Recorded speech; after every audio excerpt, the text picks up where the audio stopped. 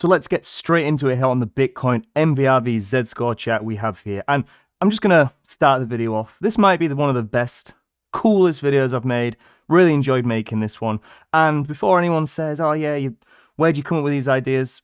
Just genuinely the comment section, this guy, Mike, left a great comment. So if you have any ideas of content you'd like to see, then please let me know. This is almost a part 2 of the video we released last week, looking at the trend in the MVRV. Just very quickly, if we connect the peaks and the troughs of the MVRV, we can clearly see there's almost a linear rate. So what we did was make a statistically best fitted line of the peaks and troughs of the MVRV to try and almost forecast where the Bitcoin bottom would be. But we're going to take it one step further, because if I open TradingView here, what we can see is I have recreated this exact metric in TradingView. And again, we can see the exact peaks, we can see the exact troughs, and it fits very, very nicely. But to actually forwardly project this, there's a few things we need to do. So first and foremost, if we look at the price chart here, we can see this blue line is the realized price, and this aqua line, this slightly lighter blue line, is almost a line of best fit, the log linear statistically best fitted line for the realized price, because what we're going to need to do is calculate the compounded annual growth rate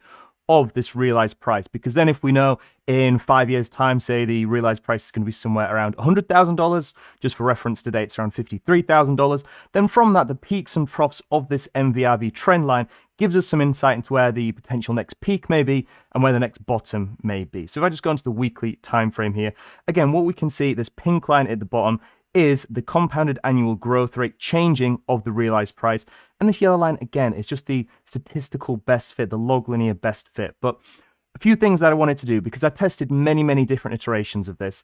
And one thing is, if we include the entire price history of this line of best fit for the realized price, it's a bit skewed. The early data is very influential, and if we look to the most recent cycle, we barely crossed above this. So what I did is potentially look at changing it. So rather than including all the data, we could look at just from the 2012 halving, or just from the 2016 halving, just from the 2020 halving.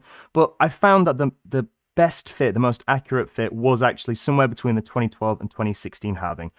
Again, you need to take into consideration that these numbers are changing every single day. No model is going to work perfectly going forward, and it's always better to react rather than predict.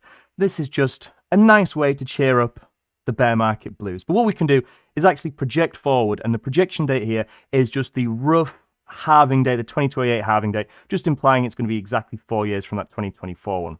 So giving us this almost line of best fit projected into the future based on the compounded annual growth rate of the realized price, which if I just add on some of the data here, add this table, we can see is somewhere around 38% currently. That's the current projected line. Now, in real terms, the compounded annual growth rate we're currently seeing is somewhere around 0%, around 8%. Just it's trending down pretty hard, given the fact that if we look to where prices were a year ago, we were pretty much where we are today. We can see at times on a logarithmic scale this goes very much to the downside. That's when the compounded annual growth rate of Bitcoin actually goes negative.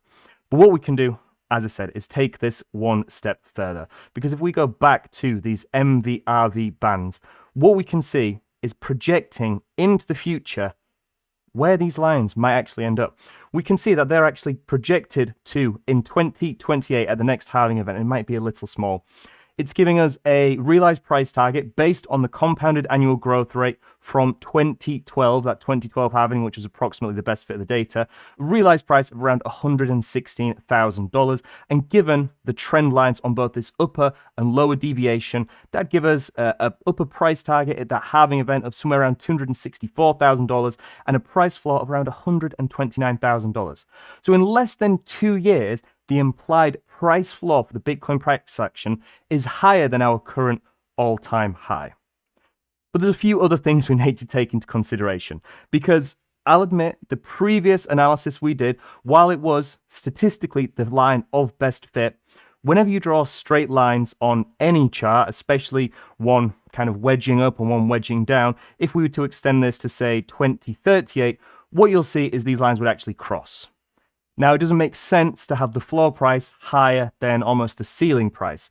So what I had to do is look into almost an exponential amplitude decay model. So even though this fits great, they're going to cross. It doesn't make sense. Now, the one caveat of this, to ensure that these lines never cross, we have to limit this floor price to beneath 1, and we have to limit the ceiling price to above 1, because eventually, given the decay, they're kind of going to converge around that realized price. And if one can go above 1 and one can go beneath 1, then it doesn't really work. So what I had to do was create this amplitude decay model. Now, if I just take this back to 2028, when the next halving's scheduled to take place, then again, what we can see is this gives us some pretty nice fitting data. It doesn't look too dissimilar to the straight lines, but we can see there's a little bit of a curve to this data now. And what this gives us, again, is a price peak of somewhere around $274,000 and a price floor of somewhere around $100,000, just beneath it, 98K. And that compounded annual growth rate that we're seeing, currently around 35%, would actually decrease to around 30%, which all sounds pretty reasonable to me. But one thing I wanted to do to make sure that this model wasn't just overfitted using this data is add in the potential to limit the data used to actually project these trend lines. So what I did is almost used an out-of-sample data testing to forward project. So for example, if rather than using the data we had from the most recent bull market and the price action we're currently seeing, if we exclude it to only draw using data up until 2013, again, we can see it's not too dissimilar. It's barely changed. Yes, it didn't catch the most recent bull market peak, but it wasn't a million miles away. But what is really interesting is if you change it to 2019, again, if I just make this chart full size so you can really see it, it barely changed. Just again, I'll change it from 2019 to today. Very little discrepancy there. If I change it all the way back to 2015, it nailed the price action bottom practically to the dot that occurred 7 years later. So I do think using models like this, of course they're going to break at some point, but man, there is something to this almost predictable trend of decaying peaks and rising floors for the Bitcoin price action. So what we do, we're going to use all of the training data. We're going to use data in terms of the compounded annual growth rate from that 2012 halving event. And what we're going to do is look at potentially when that next price peak may occur. Now, do I buy entirely into the 4-year cycle? It's hard to deny to some extent. At the very least, what we can see is the previous 2 Bitcoin cycle-to-cycle lengths were 47 months. From 2017 to 2021, 47 months top to top. And it was 47 months again in the most recent cycle. So that's definitely our kind of best bet for when the next price peak may occur. And that's pointing towards September of 2029. So again, what I can do is just go into this metric, change this to, say, mid-September 2029, which I actually looked at the average lengths of bull markets. That put us around the 11th or 12th. So let's just go for the 12th of September 2029.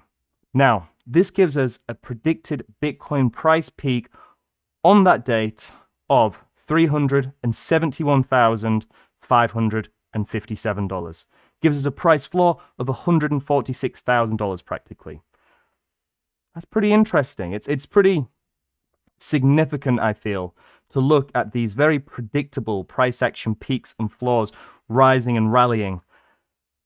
And just to account for Bitcoin's diminishing volatility, for the added capital required due to the arrival of institutions to have these massive euphoric blow-off tops, these huge devastating bear markets are kind of converging towards this realized price. And at that point, the compounded annual growth rate would be around 28.5%.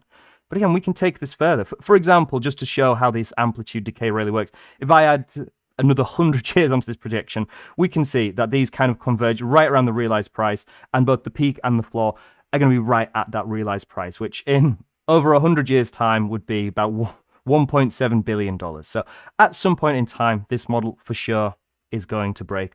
All models will break eventually. But let's take this to, say, Saylor's price target of $21 million per Bitcoin in 2045. And let's give it to the end of 2045 to really try and hit that target. And what we can see is this would give us actually a realized price based on the decaying compounded annual growth rate, which reached around 15% at that point in time, a potential Bitcoin price peak of about $4.4 million, and a potential price floor of about $3.3 million. So not quite that $21 million target, but hey, I certainly wouldn't be complaining at those prices. But I wanted to take it one step further again.